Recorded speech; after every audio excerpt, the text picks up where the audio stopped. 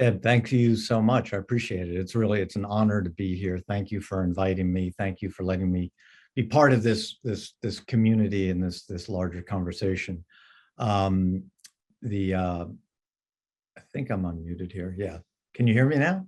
You got me? Good. Okay, good. Yeah, thank you. And good afternoon or good morning or even good evening. It's such a broad range of people here. So it's good to be here to talk about this topic. As I said, it's an honor for me, and thanks. I know you wanted me to come and speak about we were pivoting off the closing of Catholic news service and the shift to Our Sunday Visitor, and talk about some of the wider dynamics of Catholic media. But I think I want to kind of reverse that order and talk about some of the wider dynamics, the context, not only just for Catholic media, but all media, the entire media landscape together, and then move down, talk about CNS and OSV and a couple of other points. I'm going to make 3 or 4 basic points. I want to talk for maybe 20 minutes, and I really want to give us as much time as possible. This is such a great group. Gives us as much time really for back and forth and for any questions you might have on this or any other topic. I see so many other great journalists in the room. I'm not necessarily the most expert or informed people on this topic. First off, I think it's really important. We can, as Catholics, we can often be in our own kind of bubble, as it were, and especially when it comes to the media business. And I think it's really important, first point, to understand the dynamics of the journalism industry as a whole. Catholic journalism does not operate in a vacuum. Catholicism doesn't operate in a vacuum. So it's really important, I think, to look at the wider dynamics. And the first dynamic really is that journalism itself is a deeply distressed industry. The numbers are stark. Over the last 2 decades, journalism shed jobs faster than coal mining. A couple of years ago, I went to give a talk on media at Seton Hall University, and I was thinking, there's so many drop-offs in media. I'm like, everybody talks about coal miners, and what's the data? And I found that it almost exactly parallels the drop-off in the coal mining industry, which is kind of foreboding. Newspapers, which are traditionally the most in-depth and original reporting, has been done. This fall off is especially dramatic. There were 400,000 newspaper jobs in the year 2000, 400,000. That dropped by 2/3 in 2018 to just over 100,000 newspaper jobs. And they're still losing about 1,000 jobs a month. And again, the whole industry is changing thanks to the internet, and also very much thanks to vulture capitalists who come in. You read McKay Coppin's great piece in The Atlantic a few months ago about what Zell has done to the Tribune chain and the Chicago Tribune. It's incredible. These vulture capitalists come in and just suck a media chain dry, especially at the regional and local level. So the other thing is, you've got, younger people, 25-year-olds making $25,000 a year and being edited by 30-year-olds who aren't making much more. It's really, as I say, not a career as much as a bad habit. As with everything else, the rich get richer, the poor get poorer. National media outlets are doing well. Local and regional outlets are dying on the vine. Those local outlets are the ones that are closest to the news, closest to the pews, and the most likely to write intelligently and sensitively about religion on the ground, which is where most religion happens, as we know. I think instead of lamenting the secularism or humanism of the media and bashing media on moral terms, the Catholic bishops could do worse than looking at it from the social justice context and talking about economic justice for the news industry as for others. So anyway, what does this have to do with the topic at hand? Here's the bottom line. So the entire industry is distressed. Religion reporters have always lived a precarious existence. Even though they cover more ground than anyone else. My predecessor here at Fordham's Center on Religion and Culture, Peter Steinfels of Commonweal fame, New York Times columnist, he used to say that having one religion reporter at a newspaper was like having one sports reporter to cover all the sports. And that's really good. It's like one day you're doing Scientology, the next day the Dalai Lama, the next day the Catholic Church or something. It's a great beat. It's a very challenging beat. And it's a canary in the coal mine. It's the first to get cut. You know, they're going to stick with politics, crime, which often overlap with religion, unfortunately, sports, etc. Religion, there's fewer veteran religion reporters who know what they're doing, who've been in the beat for a long time, who really know where to go. So the question, so what that happens, there are fewer religion reporters dedicated to the beat than before. So if you're on the beat and you're 30 years old or 25 years old or whatever, where are you going to go for your news? You're going to look at Catholic media. Even as a veteran, you get the best stories. You know, you go to the Forward for Jewish or the JTA for if you're looking for covering a Jewish story. If you're covering a Buddhist story, you go to Tricycle. You go to the media of that particular Christian Century for mainline Protestantism. So you don't know what you'll be covering that day, but you're always tracking the media of that particular religion or denomination. So you go to Catholic media to see what's going on. And what's the problem? The problem is that when you go to Catholic media, what do you find? You find EWTN, you find the other NCR, National Catholic Register. You find all of these Fox News style, Breitbart style Catholic outlets that are ideological and not professional outlets. And those, so here's the dynamic. You've got a stressed secular media industry, which is looking increasingly at a Catholic media ecosystem for its leads and what to write about the Catholic Church. And what do they find? An increasingly right-wing, ideologically partisan-driven Catholic media. And that's a real problem. The antidote to that have been so many of the really fine legacy, as it were, media, like National Catholic Reporter, American Magazine, Commonweal Magazine, and I think above all, Catholic News Service.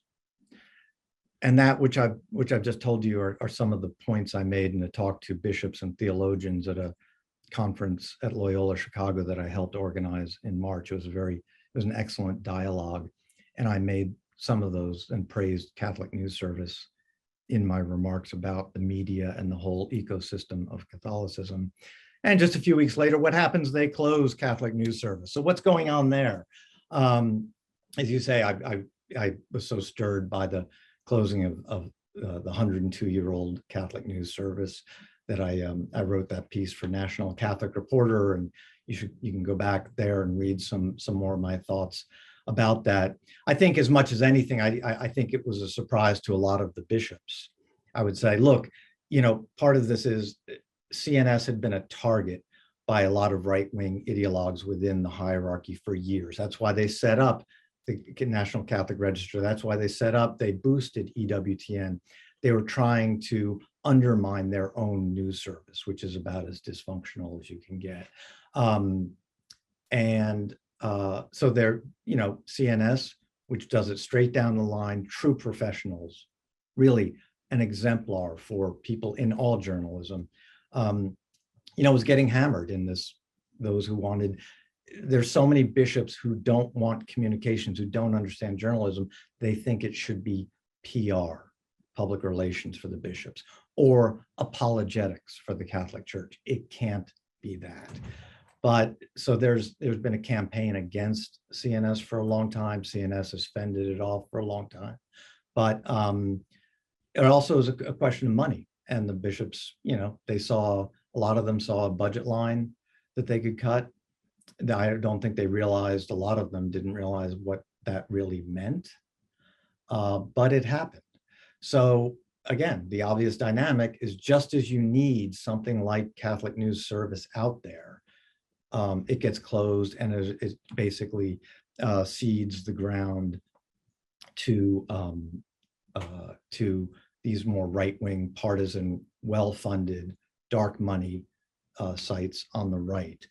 And again, the headline in my National Catholic Reporter piece was that it undermines their pastoral work, which it does, but effectively it really undermines their credibility.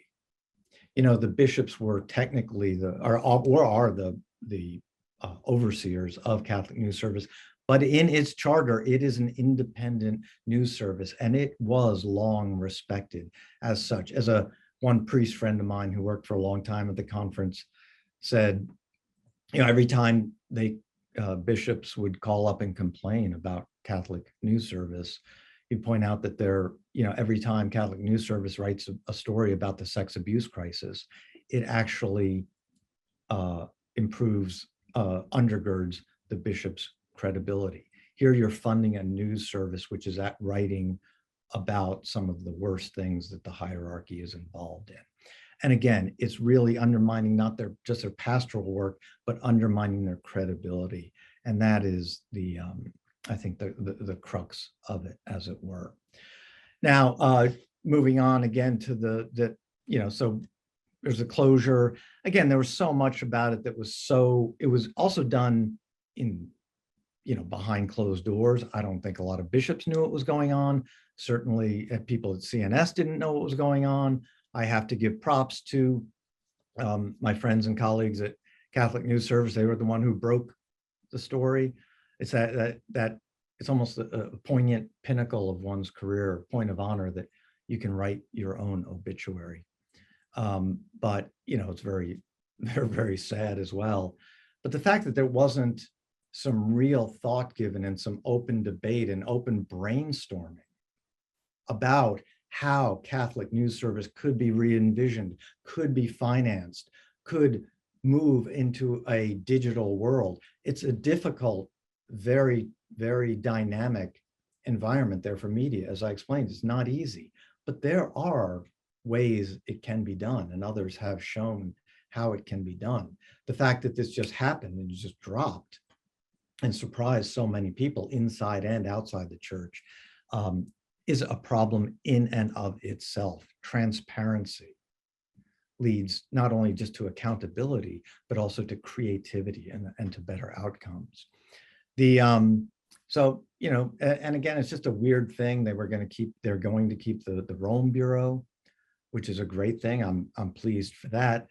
But of course, it's a bit bizarre because if there's one place in the Catholic Church that gets a lot of strong and good coverage, it's the Vatican. It's critical that CNS has a Rome Vatican Bureau, but there's a lot of coverage coming out of the Vatican. The one of the many things CNS did, just a point I want to make, is that it covers, again, the local church.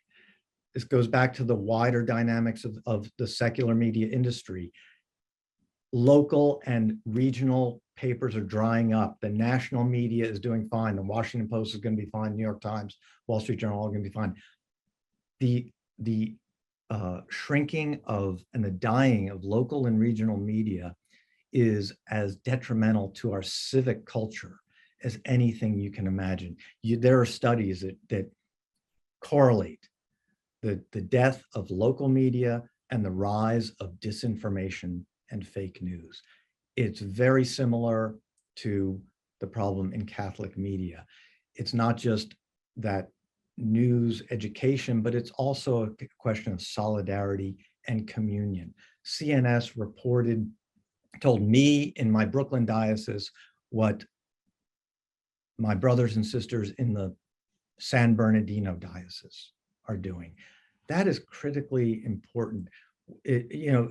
Local coverage, regional coverage is so important to know what is not just happening in the wider, up in the Vatican and Rome, but what is happening next door, in the parish next door, the diocese next door, or the diocese across the country or around the world. One forgets how important Catholic news service has been in the past, and reporting in particular from Latin America. So that's a great loss. Then a few weeks ago, all of a sudden there's an announcement at the Catholic Press Association meeting that Our Sunday Visitor has made a deal to take over Catholic news service. Boom, another thing that drops out of the sky. No one really knows what's happening. What were the details? They were very scant at first, and they haven't really been any more encouraging as it's gone on. Really, what seems to have happened, Our Sunday Visitor, a longstanding legacy media, good, conservative side, weekly Catholic outlet, and also prints, envelopes and makes money other ways. They're basically, it turns out, it's more of a nothing burger. They've purchased or been given, no one knows, the archives to Catholic News Service, which are extremely valuable, and basically the brand, the domain name. They've said that they're going to create a news service, which would be a wonderful thing, but it's not going to be Catholic News Service. It appears that they're not going to, and I don't know what the deal is, but whether they're going to take some Catholic News Service staff with them, or whether it will be a union shop. Are they going to basically bust the union shop, which is Catholic News Service now, by recreating it under Our Sunday Visitor? And, basically what you're going to have now is, instead of a news service under the purview of the wider USCCB, all of the nation's bishops, it's going to be answering to the Bishop of Fort Wayne, Indiana, South Bend, Fort Wayne, Indiana. So that's a problematic relationship. It's akin to the issue we have, I think, with EWTN being in Birmingham, Alabama. And can the Bishop of Birmingham alone take on EWTN? That's kind of a daunting task for someone down there. So OSV has its own slant. They've donated money to the USCCB, to the University of Steubenville, to a lot of to Bishop Barron's Word on Fire, which is a very problematic outlet.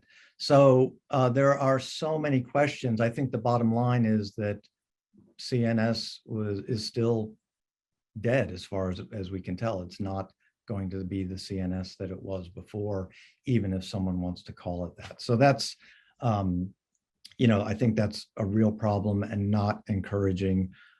Perhaps that could change, but I wish there were a little more transparency about it.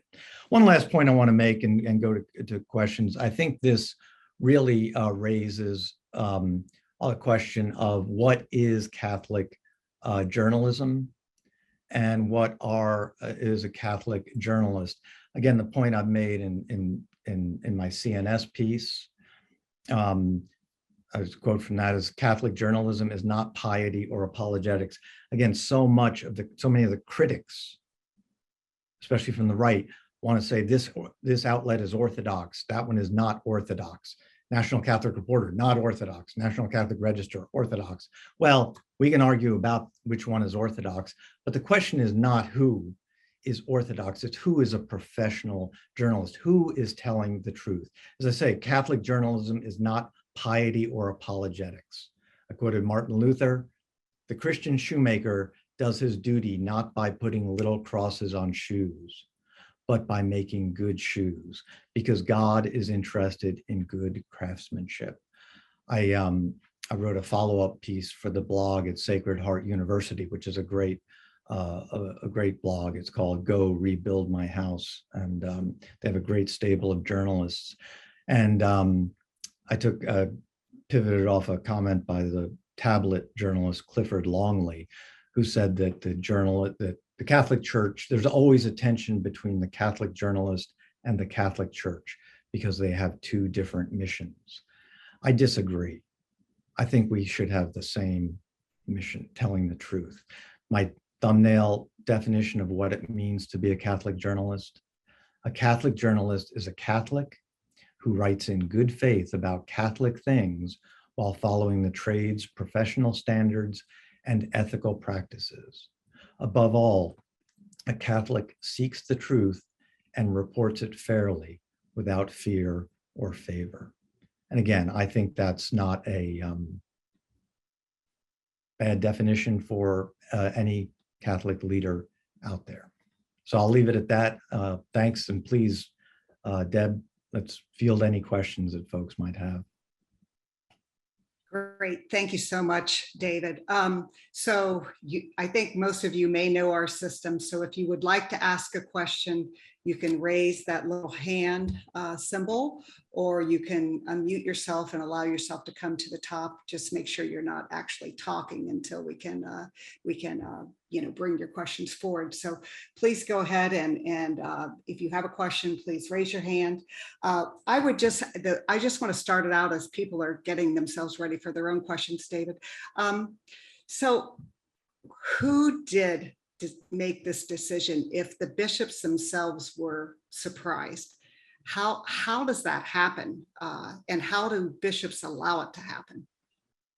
Well, I think it's not entirely clear. I think it was a decision taken at the November meeting in their budget discussions, and I think it was. I think obviously there were some. Look, the dynamic is that as much as we care, we think it's important what the USCCB does in Washington. Bishops themselves have a lot of other things to do on their plate in their own diocese, and they don't pay enough attention to what's going on at the USCCB headquarters, the staff there, what people are doing, and they have so much else on their plate. And a lot of these things come up, and you know how that can be. You're at the condo board meeting or whatever, and somebody slips something in, and there's so many budget concerns that they have, that this seemed like it was kind of pitched as a place to trim some money. Didn't necessarily know it was going to result in closing, a shuttering of all domestic operations. So I think there was an element of surprise, but again, there were some who knew what was happening and were glad to see that this would happen. And I just don't think there was a lot of thinking through about what this would mean. Again, there's so many dynamics going on here. And one of the reasons I kind of wanted to put in the framing of the secular media industry is nobody thinks about that a lot. And it's not everyone's beat. It's not everyone's industry. And the bishops don't really understand this. And again, one of the dynamics is who's going to supply content to local diocesan media and websites. Again, the bishops are shafting themselves in a way. And again, right after that, Catholic New York, one of the most venerable, the Archdiocese of New York, its venerable print edition announced it was closing up because there was no way to really supplant the copy that CNS provided. Just think if your local regional paper suddenly lost Reuters, Associated Press, all of their wire copy. I don't think they thought it through. Yeah. The one thing that we all notice, I think, is the money that the bishops want to put into this Eucharistic evangelization, and it feels really bad to see them sort of investing in a certain way and divesting in another important way. So yeah, that's exactly it. I mean, was it $28 million they're going to do for this kind of Eucharistic jamboree in a couple of years? And that's people are pointing to that, and the exact numbers on CNS, what it costs is several million a year. And they're, again, funding a long-term enterprise, is going to take a lot of money. But there were ways, as I said, to rethink this, to do cooperatives with some of the other great, especially globally connected news services out there, La Croix International, Yucca News. I hope these are other news services that our listeners are following, because they, again, just as important to know what's going on in the diocese next to you is what's going on in the diocese around the globe. I think that's part of who we are and who we should be as Catholics. We should be modeling the discerning news reader as well as producer. Great. So Barbara Valukas, you have a question or a comment? And I would just ask everybody to keep your comments sort of a question short and to the point. So thank you. Well, David, I'm not a journalist, but I'm a facilitator of communal discernment. And as I listen to you, I find myself wondering how this is going to affect the church's call to synodality with open communication among all levels of the church. Thanks, Barbara.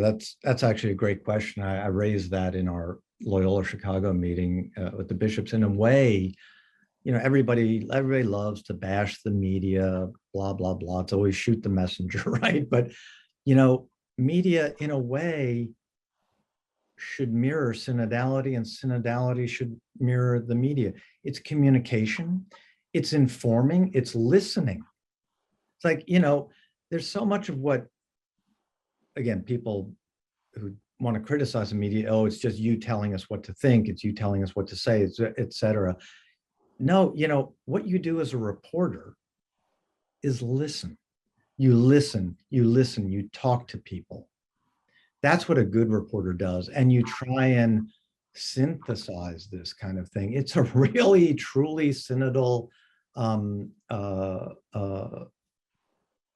exercise, dynamic discernment, like you say.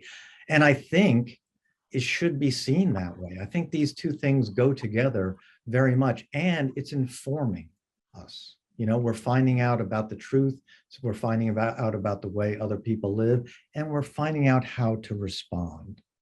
You know, and I think I'm glad you raised that, because synodality is the key, is the frame for really of the Francis pontificate and what the culture of future culture of the church should be. And again, it grows out of Vatican II, et cetera. This has been a long process that's finally getting ramped up. And I think the idea that we've got synodality in the church ramping up, and we've got a Catholic media which is winding down or being distortive, frankly, is more than poignant. It's tragic.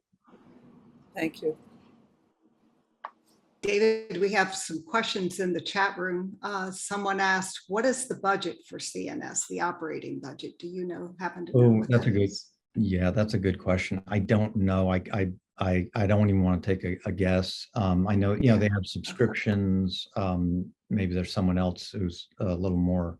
I saw Carol was on here. Yeah, and they know, and I don't want to. I don't know. Yeah, you don't want to pull them out, but you know, I don't want to misspeak. I mean, obviously they have subscriptions, they have, and you know, what's the money from? You know, what's the money for? How much is salaries? How much is pensions? Things like that. But it's, you know, it's substantial.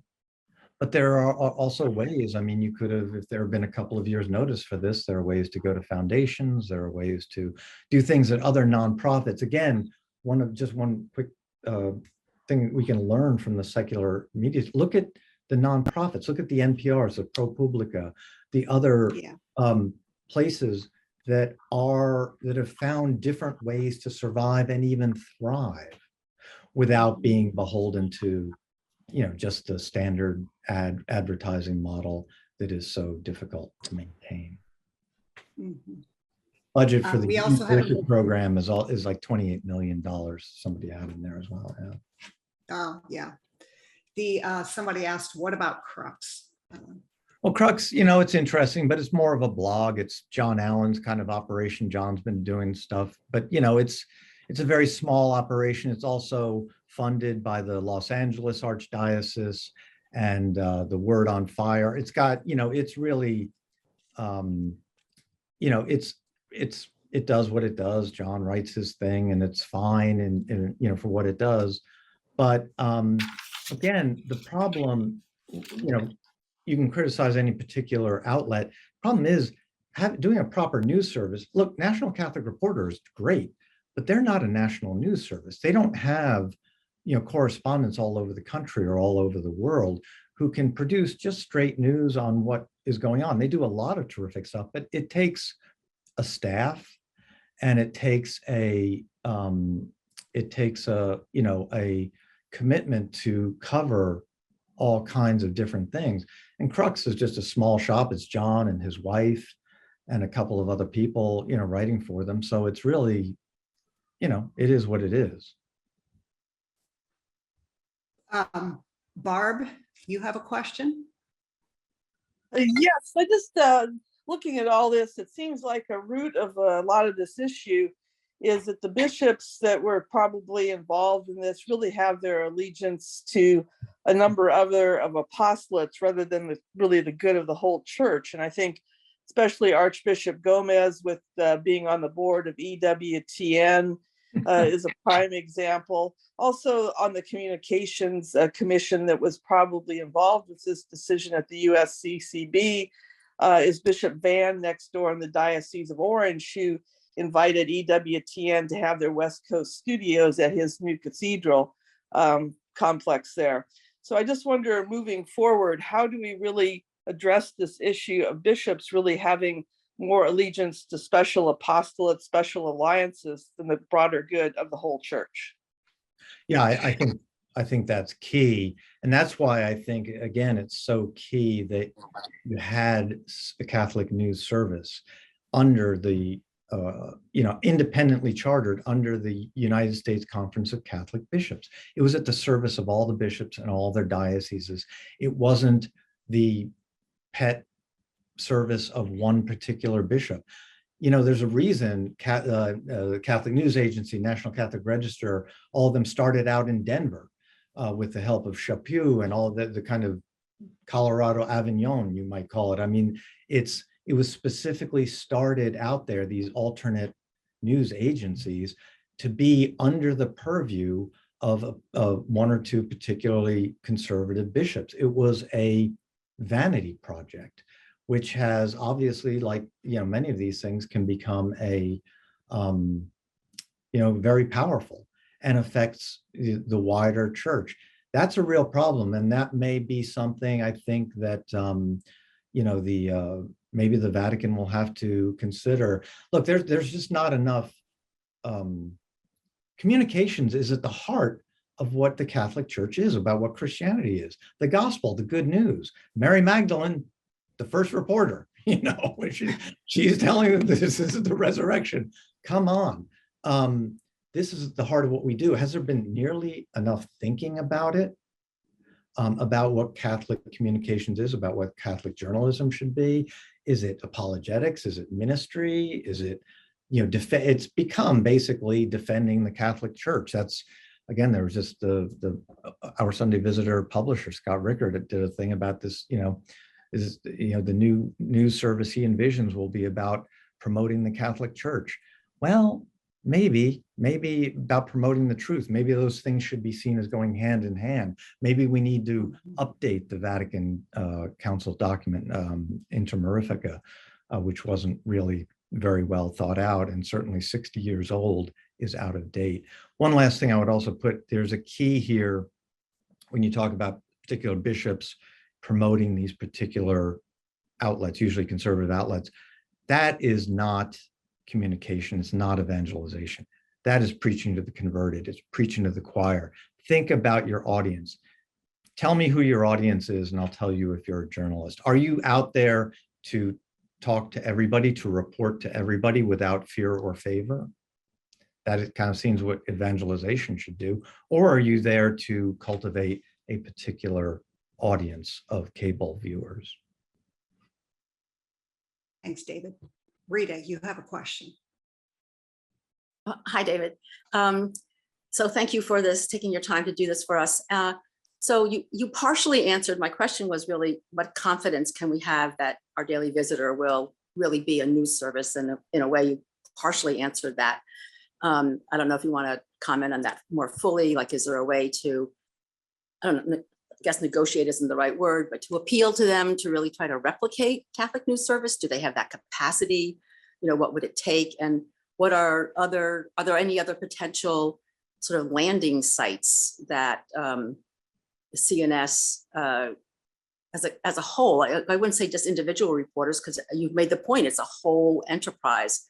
Anyhow, so that's my question. Is there an alternative to our daily visitor? Can our daily visitor be encouraged to expand their view? So what do you look at as? Yeah, I don't know. It's not encouraging. They've never done anything like this before. And they said they're going to hire 10 or 12 people, I think. But again, is it going to be independently chartered? Is it going to be under Our Sunday Visitor, which is under the Bishop of the Diocese of Fort Wayne? Is it, is it going to be a proper news service? How's it going to be edited? Who's going to do it? Are you going to have veteran Catholic journalists doing it? Yeah, these are, and how are they going to fund it? I mean, Our Sunday Visitor is a substantial foundation and give a lot of money to a lot of, conservative places, among others. Or how are they going to fund this? Are they going to fund it properly? And is it going to be a professionally run outfit? They could do it, but again, there has to be transparency, which is another financial transparency. Who's funding this? You may not like the bishops, but you knew where CNS's money was coming from, and this is a critical element, and it's a real problem for a lot of these right-wing places. It's also a real problem, again, which is not just the EWTNs and the Register and CNA and those kinds of things. It's also these folks like Pillar and some of these others who just have no training as journalists, don't even pretend to operate they pretend to operate as journalists, but they're canon lawyers who are operating as canon lawyers on the side, no training, and they hang out a shingle and they call themselves journalists. And they're obviously operating, they've done incredibly unethical and even, they should have been sued for the doxing they did of the former secretary of the USCCB. But people can't. Not everybody has they just see this is a website that calls himself a Catholic news site. People don't understand that there is so little policing of what it means to be a Catholic journalist that anybody this day and age, and again, that's part of the whole internet dynamic of the industry, anybody can get a Substack or a blog and hang out a shingle as a Catholic journalist, and who are you to know? There's no transparency. Where did they get their money from? Follow the money always. Thanks, Rita. David, do you have a sense? So it seems like in a way that this has already left the gate.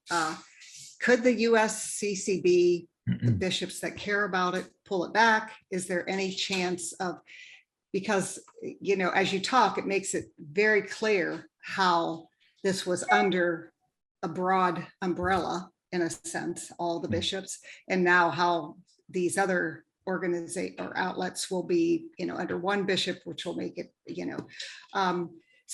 and is there any chance that there could be some movement from the bishops who did care about this, who see the importance of it and would want to somehow renegotiate the way this is going? There could be. There's been a lot of talk about it. There's been a lot of behind the scenes snowballing and brainstorming. And it's like, what can we do? Again, when you do this kind of thing, it makes it, you could go for grants, foundation money, start up a different kind of nonprofit model, a more cooperative model. But those things, how that goes. That takes a couple of years to get up and going. And with a little bit of planning, that could have been a possibility. Maybe that can happen. There's also a canonical issue. There's that whole canon law of alienation of property. No bishop can sell anything. I forget what the threshold is, $500,000, without getting formal Vatican approval. How much did they sell this to Our Sunday Visitor for? We don't know. We're the faithful who've been giving the money to support this for all these years. The brand, the Catholic News Service brand, all of the archives, everything, that's worth a lot of money. The bishops have to, it seems, to discuss it, vote on it, and the Vatican it seems to me, would have to sign off on this. You can't just, maybe they gave it to OSV for $1, and maybe what's it worth? $10 million, $1 million? Either way, you can't just do a fire sale on one of the church's assets that the faithful have supported for more than a century. So this thing does not seem to be a done deal, or if it is, it's a somewhat shady deal. The one thing that I think about, and maybe it's borrowing trouble, but I also worry about the archives, which are so important. Are they safe? I don't know if you have any thoughts about that, but it's just, no, amen. It comes across my mind. Yeah, and that's so many places. That's where the money is. People don't think about that, but that's an incredibly valuable resource, a historical resource. What's the access to that going to be, and how are you going to monetize those resources? Who are they going to be available to? So again, this is really and the other just aspect of this, all these diocesan newspapers left high and dry all of a sudden. Where are they going to get their content from? Are they going to be going to EWTN? Are they going to be going to Catholic News Agency? Are they going to be going to National Catholic Register? They're sure as heck not going to be going to National Catholic Reporter, because it's the National Catholic Reporter. And so what are Catholics going to be reading? What is that information ecosystem going to look like on the ground? Yeah. Chaz Muth, you have a question. I don't know if you can turn your camera on, Chaz, but that would be great. Yes, I can. Thanks. And actually, it's not necessarily a question. It's more of a add on to, as far as the archives are concerned. And it's something that I'm not so sure that any of them have actually addressed or realized about this anyway, is CNS does licenses a lot of its content. So a lot of it is from freelancers. That includes freelancers from diocesan newspapers and so on and so forth, for both their photos and also for the articles and so on and so forth that come through. Also through freelancers, and as far as photos are concerned, that also a lot of that come in from places like Reuters and other agencies. We don't own the rights to that stuff. We license it. So the big question is, for OSV News, as they're calling themselves, how does that transfer over? I think that they're probably looking at a real rights problems going on with the archives, because under new ownership, that stuff doesn't transfer. I mean, you can't sell somebody else's work to a whole nother business. Thanks, Chaz, because the inside of this better than I do, and that's a real issue. That's a real thorny issue. And again, and I don't know the exact details. I mean, the Vatican. How is the Vatican Bureau going to be edited? How's that going to? You're going to have this Our Sunday Visitor News, I guess they're calling it. So, and then you're going to still have CNS Rome. How is that going to operate? So you still got Catholic News Service, right? Or you still got some kind of domain. How is that going to be? How's that going to operate? Are they going to allow union? You're going to allow OSV News to be a union shop? No, exactly. So basically, is a union busting operation by the by the Catholic hierarchy. That's not really a good look. It's at least not under CST. And actually, from what our understanding is, and of course, I don't know that anything is a done deal, but our understanding is that OSV will be editing the Rome copy that comes in from the Bureau. That basically they will operate within that sphere. That they're not going to be funded by them. That the bishops will still fund that part of it. The CNS Vatican part, but no, they at least from what we're hearing right now is that OSV News will be doing the editing. So basically they will operate and do everything that Washington does for Rome right now. Well, that's unsettling. Cindy and Carol, and the whole crew there are all, you're all great. But again, the editors are the ultimate gatekeepers. The other thing, Chaz, is also people always forget it's not just words, it's images. Yeah. And the image library is incredibly valuable. That's one of the things that's driven so many people, me included, crazy about some of these Catholic bloggers and others who would just rip off CNS photos. Photos are some of the most valuable things. To pay a photographer to go out there and take these pictures beyond sight, and you get bloggers willy-nilly taking these photos and using them to illustrate their own pieces. That's unethical and perhaps illegal. And a lot of them are just ignorant of it, which is unfortunate, but a lot of them know what they're doing. And again, you know, who's going to provide these images, which are worth 1,000 words? Talk about communication. We're talking about Catholic communication here. Pope Francis washing the feet of a young Muslim woman in a detention center, leaning over to kiss somebody with a disfigured person. That is communication. That is journalism as much as anything. That's evangelization as much as anything. Who's going to provide that? Who's got the rights to all of that? Yeah, no, and that's definitely going to be a question going on over there. Now, you know, a lot of that stuff is they come in through services. How they work that out legally, it will be an interesting part. And that has also, you're absolutely correct, that's been a problem for a while, is the theft, and it is theft, of the intellectual property, not only from us, but from other people as well. It's that has been a topic on more things than I care to even mention here. And ultimately, though, it's, as you pointed out, it's unethical, and, you know, pay people for what they do. Yeah. I mean, again, that this is happening within a Catholic ecosphere is really problematic. Absolutely. Thank you. Robert, you have a question. Robert? Yes, I have more of a statement.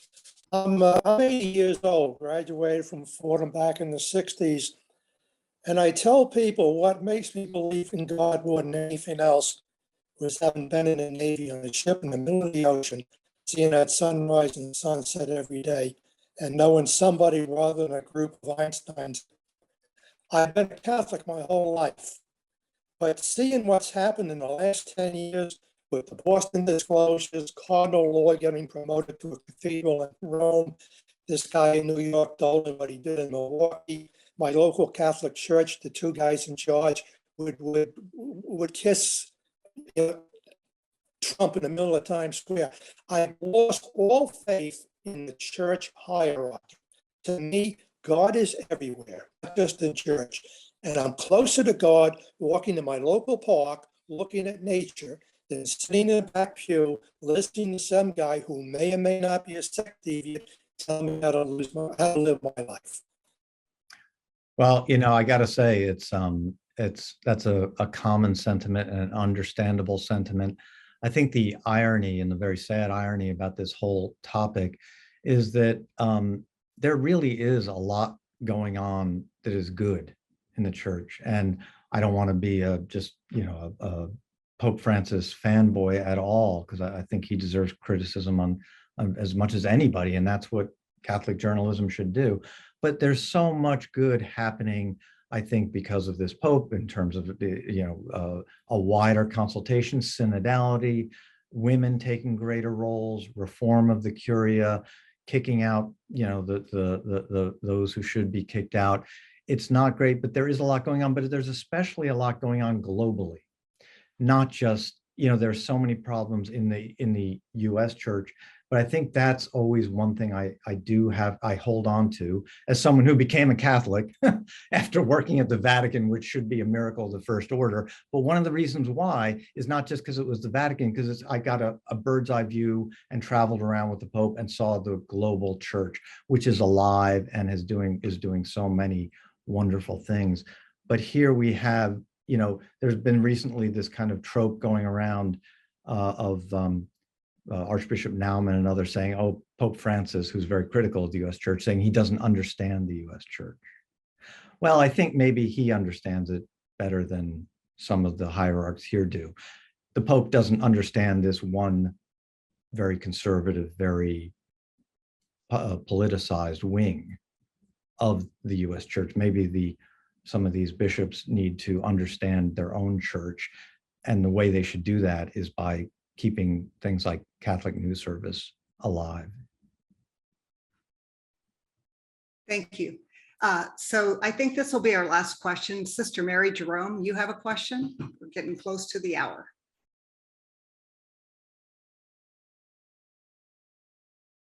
Yes, thank you.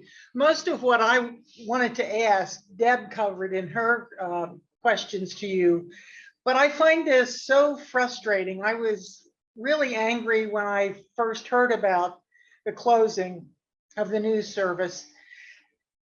And my question is always, well, what can I do about it? What can we as lay people in the church do about it? And, you know, somebody brought up patrimony of the church, what this news service is really worth. You know, when they investigated religious communities, that was one of the big things, the questions. I was superior at the time. They wanted to know what you had and what they could get their hands on. Now, this was prior to Francis. My thing is that the bishops are not paying for anything they do out of their own pockets. They're paying for things in their conference by monies that are donated by people to their archdiocese, to their parishes, and then that money flows upward. The money does not come down from heaven. It comes from the grassroots. And I'm thinking, you know, is there a way that a group, I mean, we're 200, almost 200 strong here, to hire a canon lawyer and challenge the Vatican about this valuable asset to the American church that the bishops have just summarily decided they're going to cancel. You know, we've got to, I mean, I wrote to our Archbishop, and I wrote to the bishops' conference. One person, 3 persons, not going to do it. Should we get some kind of like, there's a blog that I get things from where where issues are, you know, put in, you can sign up because you agree that this issue needs to be taken care of in politics or religion. I think it's called Faithful America or something like that. You know, do we need to start something like that in the church where we can inundate the bishops and Rome with petitions and with letting them know how we feel about this? So that's my issue. What can we do? I think you laid it out. I think you go hire a good lawyer. I'll leave that up to FutureChurch and the rest of you. But again, this is a very prosaic. This is a big issue. This isn't teaching. This isn't doctrine. This isn't anything. This is a very prosaic issue that, again, if lay people, if religious did something like this, the bishops would be all over them. You couldn't begin to do something like this, could you? No, never. No. So there are real, just fundamental issues that need to be raised in the question of accountability and the money of the faithful, and you know, but again, that will have a much greater, I think, resonance in terms of the Catholic Church being, and it should be a model of truth telling and an informed community of solidarity, rather than just mirroring the secular cable news networks, you know. So I think that's really the key. Thanks for that point.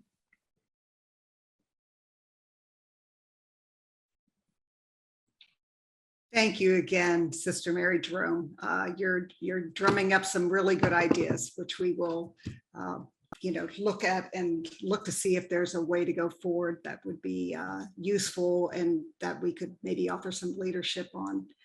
I want to thank you all for being with us, and especially want to thank David for taking the time to share his deep insights and wisdom and, of course, experience with this whole issue. I think we have, for many of us, it's difficult, and it's, there's a kind of depressing side of hearing day after day so much bad news. But I agree with David that the church, we're all here because there's so much that the church does well, and so many reasons that we can ourselves become part of the solution. So we will look at that and maybe even have another follow-up meeting. So, but again, thank you, David, for being here, and thank you all for joining us. And I hope you have a good rest of the day. And yeah, if you want to give David a hand, we really give you a appreciate hand. it. Thank So, you very much, Deb. Thank you all. Great comments in the chat, and a lot of great energy, and got to keep the faith and keep fighting, keep working it. right. That's why we're here.